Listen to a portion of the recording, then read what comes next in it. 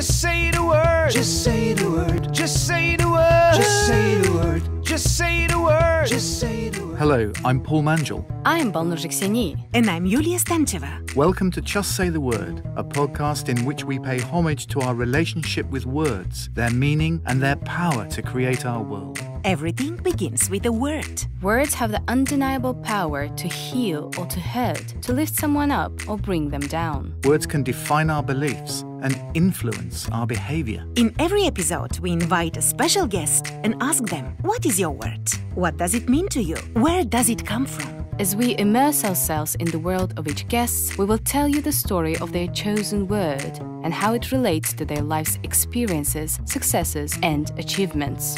Our first guest is Clive Stafford Smith, the British attorney and the founder of Reprieve, a human rights organisation focusing on the rights of death row prisoners and Guantánamo detainees. Welcome, Clive. The time has come for you to just say the word. Language. That must be one of the most meaningful weapons, tactics you can use. Tell us why you brought language along to the show.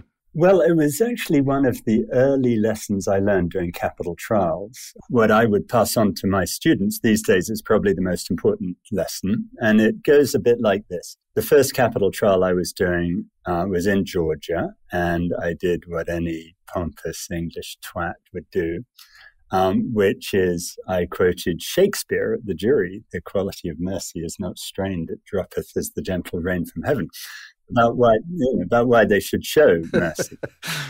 Nice Are you about to tell me I'm not allowed to use the T word? No, you carry on. No, off you go. Anyway, so I was quoting that, and the jurors were looking at me like I just got out from under a log. Lawyer came up to me, Bobby Lee Cook, at the end, and he said, "Clive, that's a mighty fine piece of poetry, but these here jurors don't know who Shakespeare is." I used the same quote myself last week in a capital trial, but I began by saying, "I think it was in the book of Job I read," and then he quoted Shakespeare. The lesson I learned from that wasn't that I should lie to jurors. It was that actually the language they spoke was the language of the Bible, not the language of Shakespeare. And once you figure that out, people who have sworn up and down that they'll impose a death sentence, as you have to do to get on a jury in a capital case in America, become quite easy to persuade not to do it in most cases, because you then just remind them that Matthew chapter 5, verse 7 says, "Blessed are the merciful, for they shall obtain mercy." And that means that a juror who does, as I'm asking, as the defense lawyer, which is shows mercy, gets to go to heaven, whereas if they don't show mercy and do what the prosecution wants, they get eternal damnation. And so then, surprisingly, it becomes massively easier to persuade an American Christian jury to do the kind thing than it would a British jury, where it's actually quite hard to figure out what language they speak. If you're going to defend someone on capital trial, and you're going to save them from death penalty, talking to the jury in their language makes absolute sense. What other kind of modulations are there within that? Do you have a kind of intellectual West side that you speak to in one way, and a kind of working process-driven group on the east side? Do you really refine your language to really look at the jury in that way? Well, I think one of the issues that you have to bear in mind is that everyone's a jury. When you're trying to persuade people to do the right thing, everyone is. And it's not just the 12 people in a courtroom. It's also the prosecutor, it's the judge, it's the sheriff, it's everyone around you. And as a consequence, what you mustn't do is what most left-wing American lawyers do, which is they deride other people's beliefs as being fundamentally barbaric. But the same applies to everyone. I was giving a talk just yesterday to a bunch of 11 and 12-year-old kids in my son's school about the death penalty. And the number one rule when you're talking to 11 and 12-year-old kids in school is you've got to A, swear, because they love that, yeah. And B, you've got to abuse the staff, hopefully kindly, but you always pick on them. So if you're doing a talk about torture, you have a staff person volunteer, and then you have the kids torture the staff person. And then they really listen.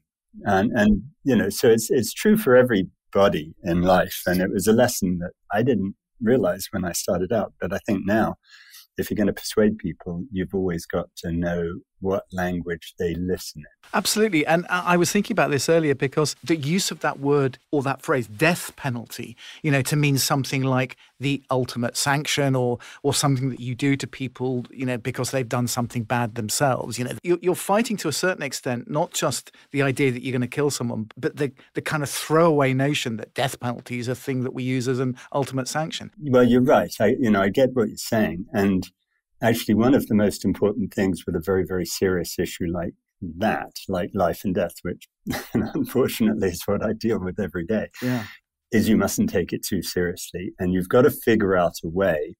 I think that if you can't put what you're trying to say into an aphorism, then number one, you don't know what you're trying to say. And number two, you're never going to get it across to the people you're trying to persuade. So with the death penalty, I was talking to the kids yesterday about this, why do we kill people who kill people to show that killing people is wrong, is the sort of phrase that one rolls out.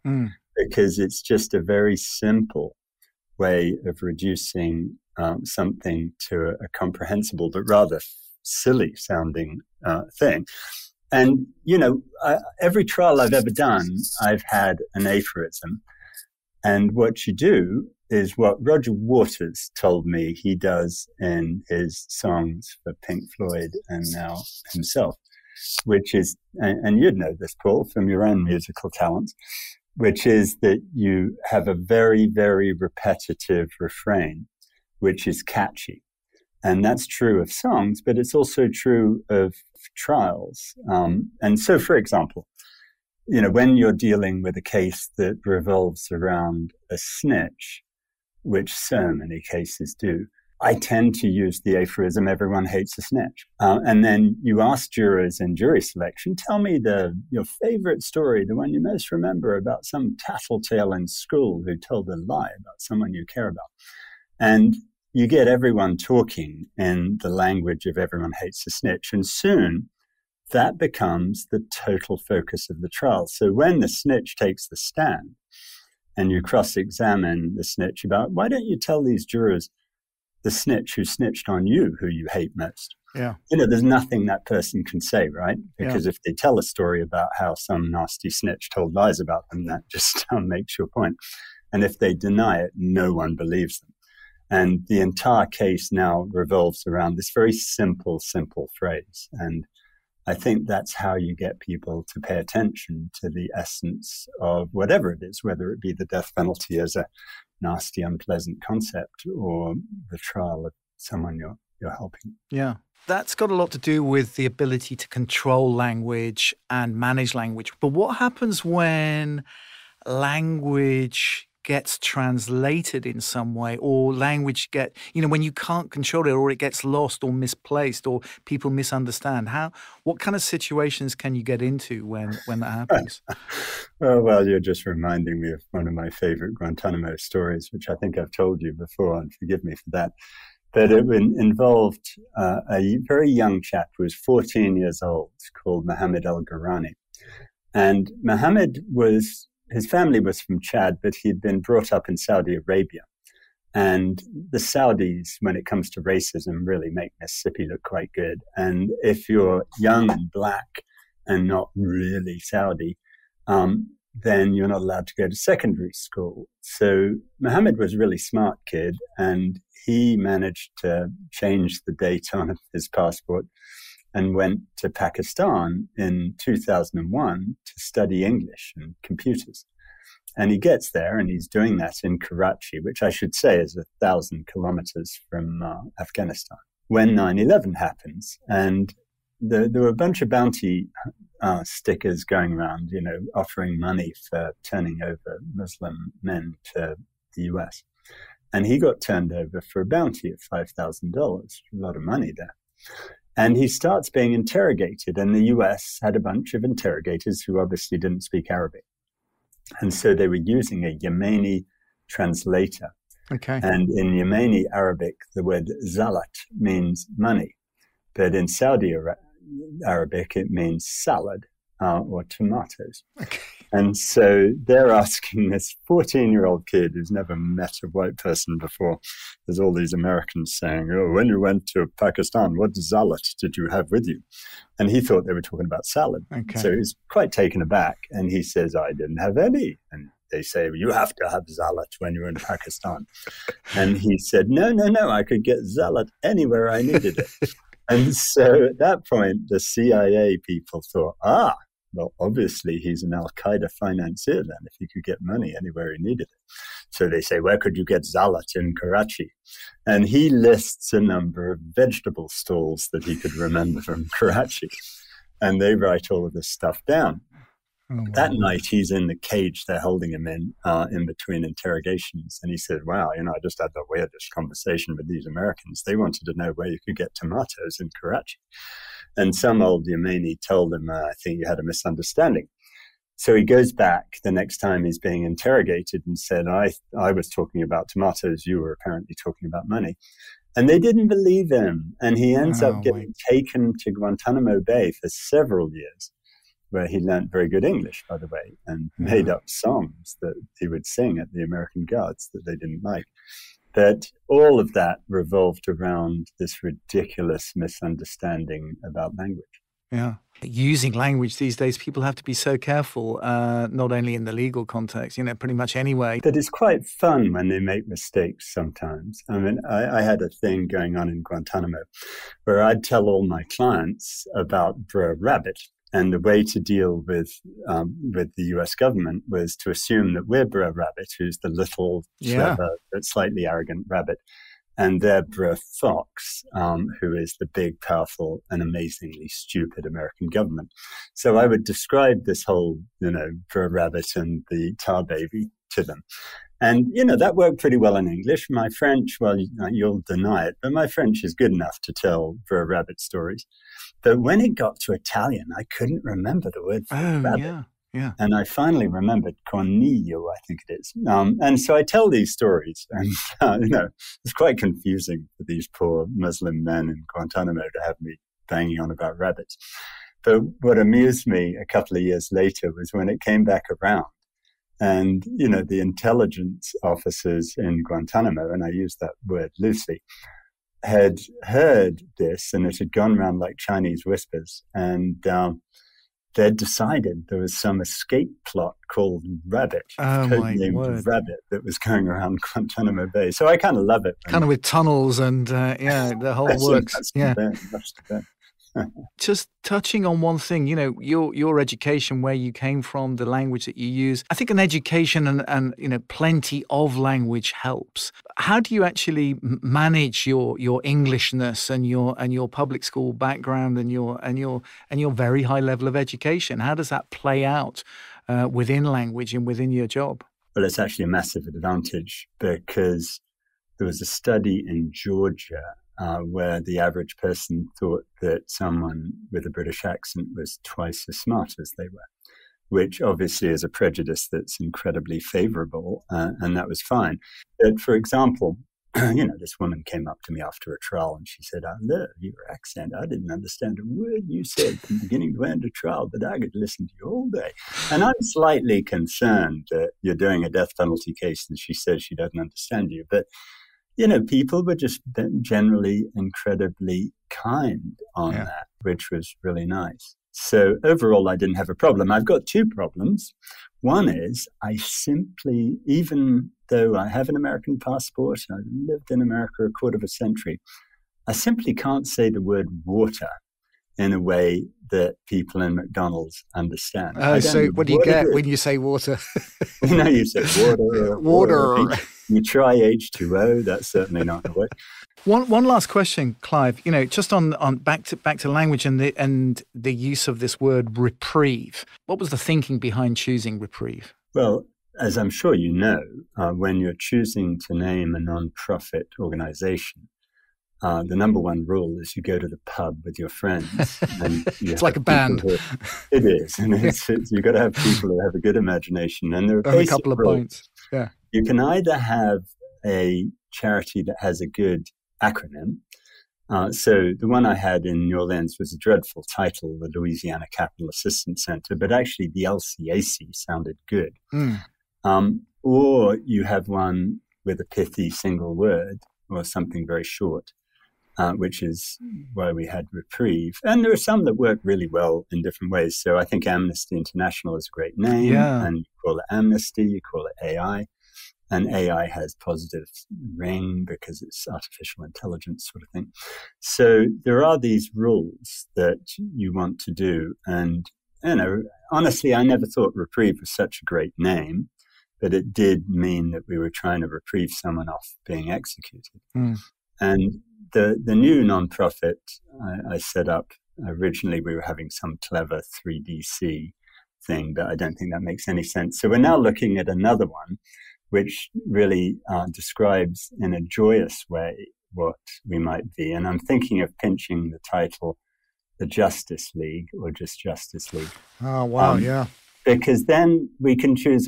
I don't, I sort of differentiate obviously between Marvel and DC Comics. And actually, I'm a bit of a Marvel comic person. I'd like to be Thor from Thor Ragnarok.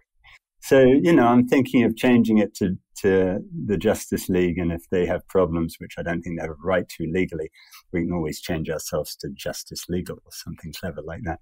But anyway, it's fun making up names, but you've got to have a good one. Well, we're lucky enough to have Lucio Bagnolo coming on from Amnesty International in a couple of podcast time, and he heads up language and translation there. So we'll have a chance to talk to him. You can ask him how grateful he is that he has a good name. For exactly. Clive, it's been absolutely fantastic to have you on the show. Really appreciate insights, and good luck with everything. My pleasure. I'll see you very soon. Just say the word. Just say the word. We all have different associations with the word language, which have been shaped by our unique experiences. But we can't deny it that to all of us, language means one thing, a complex system of communication and an important tool to convey our thoughts and beliefs to others. Have you ever wondered where the word language comes from? How and when did it originate from? Here is some intel on the etymology background of the word, according to our language detective, Balner. Language, lingua, long, tongue. This is the family of words around language, with lingua from Latin and then long from French, both meaning tongue. And of course, then there is mother tongue, meaning the language you speak from birth. Languages define us, and anthropologists, sociologists, and philosophers have revealed their deep influence over our development as humans. Language is also a code, a cipher, and can be a secret. And so we have more current uses of the word, such as programming, meta, and markup languages. In some other language families, the word language means the word tongue. For example, in my own native language, Kazakh, language is translated as til, derived from Old Turkic languages. It's the same in Turkish, dil, Uzbek, Kyrgyz, til, and etc. And they all mean tongue. It has the same meaning in Slavic languages too. For example, in Bulgarian, ezik. In Russian, it is yazyk. And it sounds similar in Slovak, Polish, Czech, Slovenian, Bosnian, Croatian, Macedonian, and Serbian. In Ukrainian and Belarusian, though, it sounds different. Movu, move. But they also mean tongue, and it's the same in many more languages. Languages are deeply imprinted in our culture. The power of words has fascinated many poets, writers, musicians, and philosophers for centuries. One of the greatest poets of all times, William Shakespeare, once said, "The language I have learned these 40 years, my native English now I must forego. And now my tongue's use is to me no more than an unstringed viola or a harp." Language is like the engine of a poem. It fuels every emotion, every thought and sensation provoked by the words that are the beating heart of the poem. Another one of my favorite authors, the Chilean poet Pablo Neruda, has a poem about the word. And this particular portion of the poem is especially beautiful. I drink to the word. raising a word or a shining cup. In it I drink the pure wine of language or inexhaustible water, material source of words and cup and water and wine. Give rise to my song. Do you love music? Because we do. We searched far and wide the word language in music, and guess how many times it appears in lyrics, names of albums, songs and artists? Nearly 15,000. Perhaps some of these already spring to your mind. I personally love everything but the girls' 5th studio album, The Language of Life, which blends perfectly pop with jazz in a moody but also provocative way. And of course, the Stereophonics, Language, Sex, Violence, Other, which brought back the harder and more abrasive alternative rock and indie rock sound the band were known for. Do you remember Body Language, the 1982 dance funk song from Queen's album Hot Space? It was written by Freddie Mercury. The music video for the song was the first one to be banned from MTV for its nudity, despite the members of Queen being fully dressed. How many movies have you watched with the word language in the title? If you search online, you can probably find at least 100 of them. One that is worth mentioning is Goodbye to Language by Jean-Luc Godard. It premiered in competition at the 2014 Cannes Film Festival and won the jury prize. Some of the film's more elaborate shots have been called innovative techniques of the film vocabulary, like a separation shot in which a single, unbroken shot splits into 2 separate shots that can be viewed simultaneously through either the left or the right eye, and then returns to one single 3D shot. Check it out! And when it comes to books about language, we enter a vast territory. Does the world look different in other languages? A lot of people believe that the language that you speak alters your thought in profound ways. This was the concept behind George Orwell's 1984. In the Newspeak language, if you got rid of words like freedom, those words would become, as Orwell put it, literally unthinkable. Another incredibly famous book is Steven Pinker's The Language Instinct: How the Mind Creates Language, which will change the way you see language. Pinker advocates that through evolution, we have developed a language instinct which is hardwired into the brain. We also ought to mention here another interesting book by the Australian academic Nicholas Evans, Dying Words, which focuses on the small languages that make up about 96% of all spoken languages in the world, but are spoken by only about 4% of the world's population.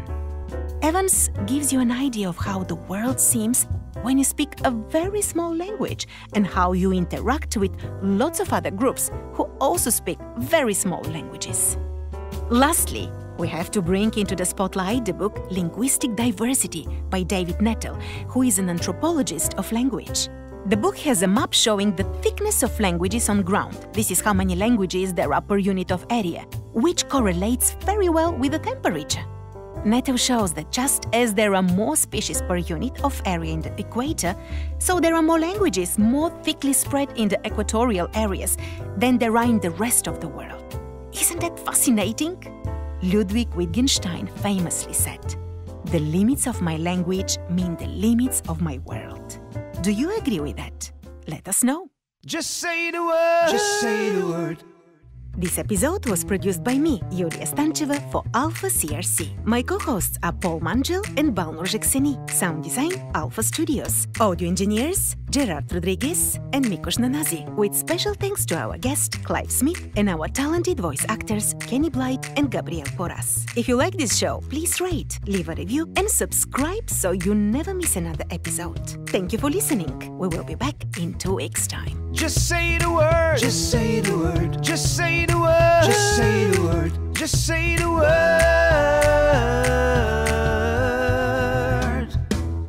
This podcast was brought to you by Alpha CRC.